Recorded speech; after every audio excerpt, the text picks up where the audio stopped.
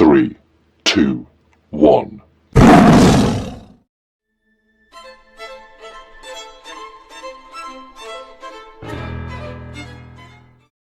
Hello guys, welcome back to my channel. So guys, जो आज मैं मूवी एक्सप्लेन करने लगी हूँ उसका नाम है वेनॉम। इसी मूवी का सेकंड सीक्वल भी आ चुका है, लेकिन काफ़ी लोग होंगे जिन्होंने फर्स्ट पार्ट नहीं देखा। For those I am explaining the first part and for the second part stay tuned guys. Movie start होती है और हमें एक फाउंडेशन को दिखाया जाता है जिन्होंने अपनी एक स्पेसशिप को स्पेस से 4 पैरासाइट्स लेने के लिए भेजा था, लेकिन उनको पता चलता है कि वो स्पेसशिप कहीं और क्रैश हो गई है। तो वो फ़ौरन उस जगह पे पुलिस को भेजते हैं। पुलिस अपनी इन्वेस्टिगेशन कर ही रही होती है, तभी हमें दिखाया जाता है कि उन पैरासाइट में से एक पैरासाइट्स ने एक वुमेन पर हमला कर दिया है और उसकी बॉडी के अंदर घुस गया है और उसे अपना होस्ट बना लिया है। तभी हमें एक इंजर्ड शख्स दिखाया जाता है जिसको एम्बुलेंस लेकर जा रही थी। तभी हम उस औरत को देखते हैं जिस पर उस पैरासाइट ने हमला किया था। वो बहुत ही अजीब तरीके से रिएक्ट कर रही थी और वो वुमेन उसे फाउंडेशन की तरफ निकल जाती है जिन्होंने वो स्पेसशिप स्पेस में भेजी थी। मूवी का ये सीन यहीं पर कट हो जाता है और हमें अपनी मूवी के मेन कैरेक्टर एडी को दिखाया जाता है, जो एक बहुत ही अच्छा न्यूज़ रिपोर्टर था और उसकी फियांसी उसी कंपनी में काम करती थी जिन्होंने अपना स्पेसशिप स्पेस में भेजा था। फिर हमें अगली सुबह का टाइम दिखाया जाता है जब एडी अपने ऑफिस पहुंचता है और उसका बॉस से कहता है तुम बहुत अच्छा काम करते हो और जो काम मैं तुम्हें कहने वाला हूँ वो भी तुमने बहुत अच्छे से करना है। तुमने उसी फाउंडेशन के CEO यानी उसकी ऑनर का इंटरव्यू लेना है और तुमने उससे वही सवाल पूछने हैं जो वो तुम्हें कहेगा, क्योंकि वो एक बहुत ही बुरा आदमी है। अगर तुमने ऐसा ना किया तो वो तुम्हें मरवा भी सकता है। तब एडी कहता है हाँ, मैं उनसे सिर्फ उनकी इन्वेंटरी के बारे में ही पूछूंगा। रात के टाइम जब एडी अपने फियांसी के साथ होता है तो उसके लैपटॉप में देखता है कि किसी का ईमेल आया है और वो ईमेल उसी फाउंडेशन की तरफ से होता है जिसमें बताया गया होता है कि ये फाउंडेशन बहुत बुरी है और ये मासूम लोगों की जान ले रही है। नेक्स्ट मॉर्निंग जब वो इंटरव्यू कर रहा होता है वो उस ऑनर से वही क्वेश्चंस पूछता है जो उसने कहा थे और वो ऑनर बहुत अच्छे तरीके से उनके जवाब दे रहा होता है, लेकिन तभी अपने एडी क्वेश्चंस चेंज कर लेता है और उससे पूछता है कि मैंने सुना है कि आप इंसानों को अपने एक्सपेरिमेंट्स में यूज़ करने वाले हैं। ये सुनकर उस फाउंडेशन के ऑनर का बहुत गुस्सा आता है और वो फ़ौरन इंटरव्यू को ख़त्म करवा देता है और एडी वापस अपने ऑफिस आ जाता है और वो अपने बॉस को समझाने लगता है, लेकिन उसका बॉस उसको समझाता है कि मैंने तुम्हें पहले ही कहा था कि वो बहुत बुरा आदमी है, अब जो कुछ भी होगा उसमें तुम्हारा ही याद होगा, और उसको जॉब से भी निकाल देता है। उसी दिन उसकी फियांसे को भी उसकी जॉब से निकाल दिया जाता है और दोनों में बहुत लड़ाई होती है। उसको बहुत बुरा भला कहती है क्योंकि उसकी वजह से दोनों की जॉब चली गई थी और वो उससे अपनी इंगेजमेंट ख़त्म कर देती है। मूवी में सीन्स चेंज होते हैं और हमें वही लैब दिखाई जाती है और वहाँ पर एक रैबिट के ऊपर एक्सपेरिमेंट हो रहा था। उस पर येलो पैरासाइट को छोड़ा जाता है और दिखाया जाता है कि पहले तो वो येलो पैरासाइट उस रैबिट के साथ बहुत अच्छी बाउंडिंग कर लेता है और वो यही समझते हैं कि रैबिट उसके साथ मिलकर बहुत स्ट्रॉन्ग हो गया है, लेकिन थोड़ी ही देर बाद रैबिट मर जाता है, उनका एक्सपेरिमेंट फेल हो जाता है। अब हमें न्यूज़ में वही CEO दिखाया जा रहा होता है जो बताता है कि वो और भी स्पेसशिप्स भेजने लगा है। एडी ये न्यूज़ देखता है और वहाँ से बाहर चला जाता है। उधर उसको एक लेडी नज़र आती है जो उससे कहती है कि ये न्यूज़पेपर ख़रीद लो।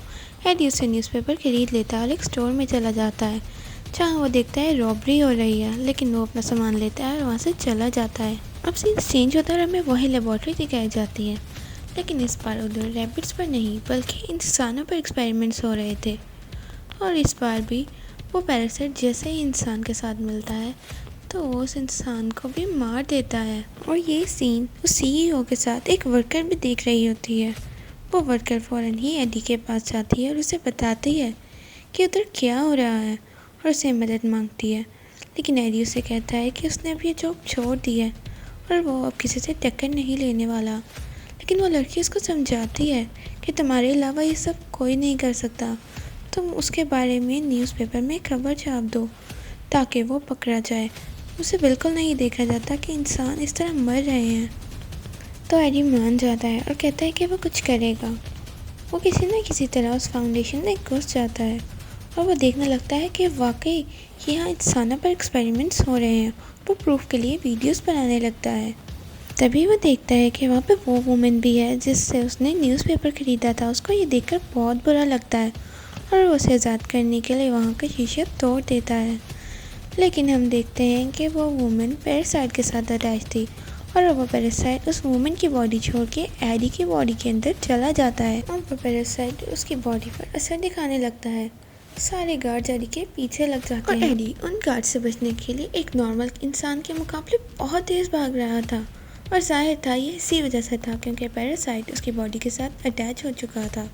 वो गार्ड से बचने के लिए एक दरख्त पर छुप जाता है और जैसे ही वो वहाँ से जाते हैं एडी वहाँ से उतर कर फ़ौरन अपने घर पहुँचता है और बहुत ज़्यादा पानी पीने लगता है।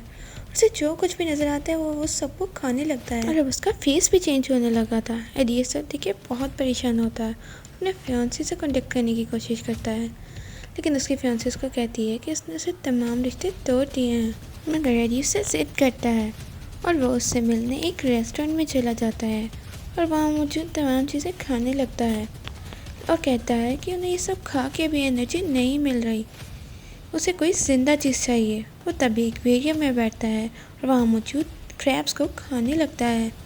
ये सब देखकर उसकी फियांसी और उसका फ्रेंड उसे हॉस्पिटल ले जाते हैं और उसकी बॉडी को स्कैन करते हैं लेकिन उन्हें कुछ समझ नहीं आती और उसे घर भेज देते हैं और कहते हैं कि रिपोर्ट्स आने पर उसको वहाँ वापस बुलाएंगे। वो हमें फाउंडेशन का सीन दिखाया जाता है जिसके ओनर को ये किसी तरह पता चल गया था कि उस लड़की ने एडी को यहाँ पे बुलाया था और उसी की वजह से एडी यहाँ घुस सका था। तब वो ऑनर उसके ऊपर भी वो पैरासाइट छोड़ देता है। अब सीन चेंज होता है और हमें एडी को दिखाया जाता है जो कि बहुत ही ज़्यादा एग्रेसिव होने लगा था और उसका नेबर बहुत ही ऊंची आवाज़ में म्यूज़िक सुन रहा था और उसको मना करने के लिए जाता है लेकिन वो नहीं मानता और उसके अंदर के पैरासाइट बाहर आने लगता है। लेकिन तभी वहाँ पे कुछ गुंडे आ जाते हैं और वो उसी सीईओ के बंदे होते हैं जो उसको किडनैप करने के लिए लाए थे। एडी से बचने के लिए झूठ बोलता है लेकिन उसके अंदर का वेनोम हावी होने लगता है और वो उन तमाम गुंडों से लड़ने लगता है। यहाँ हम देखते हैं एडी बहुत ही ज़्यादा पावरफुल हो गया है लेकिन वो गुंडे उसकी जान नहीं छोड़ रहे। एडी वहाँ से एक बाइक लेता है और बहुत दूर निकल जाता है। ये सारा सीन सीईओ भी देख रहा होता है और कहता है देखो मेरा एक्सपेरिमेंट कामयाब हो गया है और जो मैं चाहता था वही हो गया है। उसके पीछे बहुत से लोगों को लगा देता है लेकिन एडी वहाँ से बहुत दूर चला जाता है और एक जगह जाके गिरने की वजह से उसके जिस्म की सारी हड्डियाँ टूट जाती हैं जिसकी वजह से वेनोम उसके ऊपर आ जाता है और उनमें से एक को खा जाता है। एडी किसी तरह वहाँ से बचते हुए बहुत दूर चला जाता है और हम सरप्राइजिंगली देख पाते हैं कि वो वेनोम और एडी आपस में बात कर सकते हैं और वो वेनोम उससे कहता है कि वो उसकी बॉडी में रहेगा और कहता है कि स्पेस उसका घर है और वो वहाँ वापस जाना चाहता है। एडी के पास भी अब तमाम प्रूफ मौजूद थे तो वो अपनी कंपनी जाता है और वेनोम बनकर अपने ऑनर के रूम में चला जाता है और वहाँ पर एक नोट छोड़ता है जिस पर वो सारे प्रूफ्स के बारे में लिखता है और अपना मोबाइल छोड़ देता है।